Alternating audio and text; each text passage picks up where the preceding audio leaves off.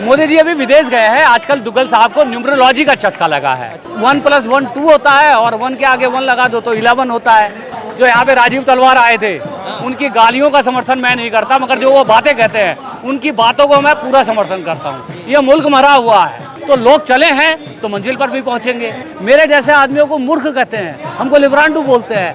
उन्होंने जो है दहशतगर्द की बी टीम कहा, ए टीम के बारे में नहीं बताया, क्योंकि दहशतगर्द की ए टीम जो है वे लोग हैं।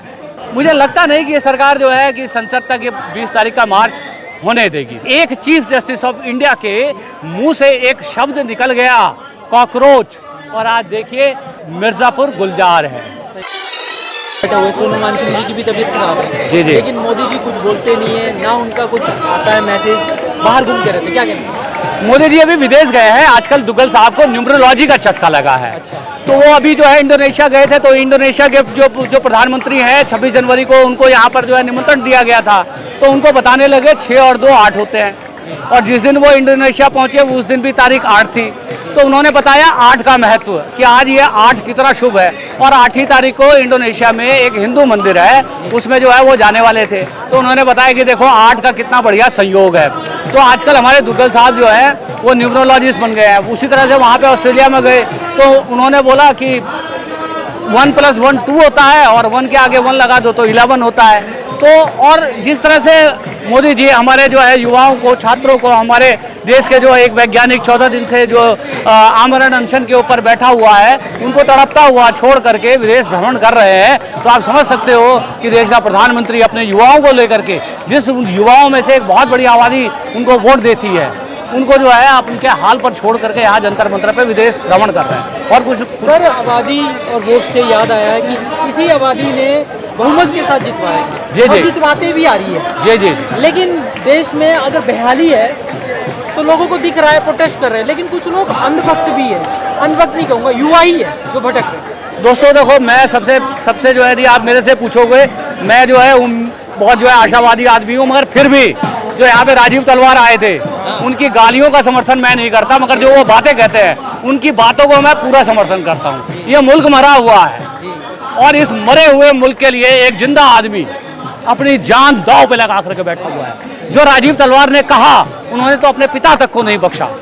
तो खाली जो है उनका गाली देना मुझे अच्छा नहीं लगता, मगर सच्चाई दिखती है। आज यदि आप समझिए कि 2.25 करोड़ की फॉलोइंग यदि आपकी जो है जो सोशल मीडिया प्लेटफॉर्म पर है, तो यहाँ पर जो है लोगों की उतनी बड़ी तादाद नहीं दिखाई देती, मगर उसके बावजूद भी मैं निराश नहीं हूँ, क्योंकि इस देश की आज़ादी की लड़ाई 1857 में शुरू हुई और 1947 में जाकर के हमने जो है आज़ादी पाई। तो लोग चले हैं तो मंजिल पर भी पहुँचेंगे। तो किसी भी आंदोलन को उसकी संख्या से नहीं नापना चाहिए कि कम लोग आए, ज़्यादा लोग आए।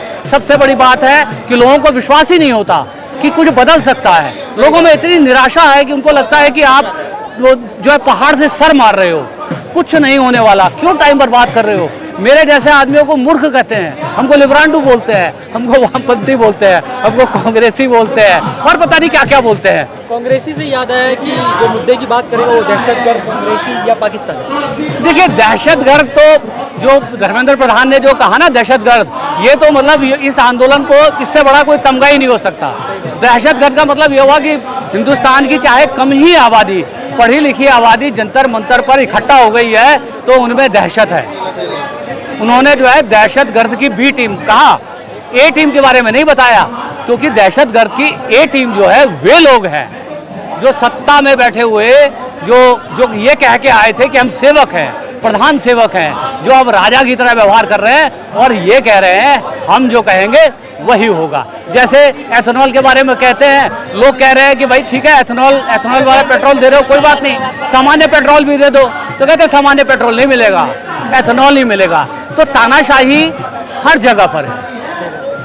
क्या कहना चाहते हैं 20 तारीख को संसद का घेराव है, ठीक है, उससे भी लगता है कि धर्मेंद्र प्रधान सुनेंगे? मुझे लगता नहीं कि ये सरकार जो है कि संसद तक ये 20 तारीख का मार्च होने देगी, मुझे कहीं से भी नहीं लगता, क्योंकि हम एक पिंजरे में, ये जो जंतर मंतर जो एक पिंजरे की तरह हो गया है, हम एक पिंजरे में कैद हैं। इस पिंजरे को तोड़ना इतना आसान नहीं होगा। तो अब देखते हैं कि आने वाले टाइम में क्या होता है। उन्होंने कॉल दिया है और सबसे ज़्यादा तो हमारे और आपके ऊपर ये निर्भर करता है। मैं 60 साल का हूँ, मेरा हो गया, भाई ये देश तुम्हारा है, मैं तुम्हारे लिए आया हूँ, मेरे बच्चे पढ़ लिख के अपनी जगहों पे लग गए, तो ये देश जो है इसको बदलने की जिम्मेवारी आप युवाओं पे है। अब ये युवा ही तय करेगा कि वो 20 मार्च का आंदोलन यहाँ जंतर मंतर से निकल करके संसद तक पहुँच पाएगा।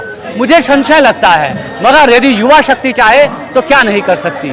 एक शब्द बोला था शेख हसीना ने बांग्लादेश में रजाकार, रजाकार का मतलब होता है गद्दार।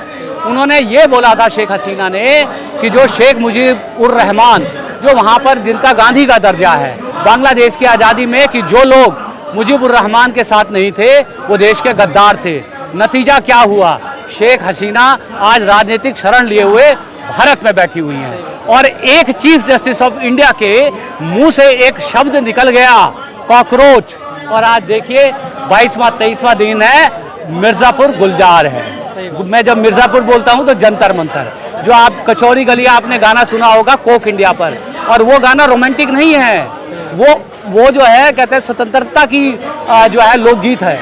तो आज जो मिर्ज़ापुर जो आप लोगों ने गुलजार कर रखा है, उसके लिए मैं भारत की जितनी भी युवा शक्ति हैं, जितनी भी हैं, उन सबको जो है मैं बहुत सारी जो है शुभकामनाएं देता हूं, और मुझे पूरी उम्मीद है कि ये भारत का युवा आज नहीं तो कल इस देश को बदल के रखेगा, और ये बदलाव होके रहेगा।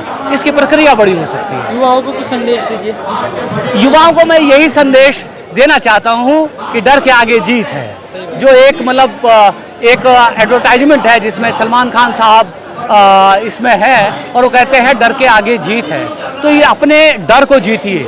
यहाँ पर इतने सारे लोग आज बेबाकी से, जो कल तक बोलना भूल गए थे, गूंगे हो गए थे, बहरे हो गए थे, वो बोल रहे हैं, जोर जोर से बोल रहे हैं। तो आप भी इनकी आवाज़ में आवाज़ मिलाइए, और ये जो आप डर के मारे जो आपकी आवाज़ खो गई है, उस डर को जीत करके जंतर मंतर पे आइए और अपनी आवाज़ को बुलंद कीजिए, क्योंकि आने वाला भारत आपका है, हमारा नहीं है। हम जेन एक्स से आते हैं, हम जेन जी के सपोर्ट में आए हैं। बिल्कुल सही बात, धन्यवाद।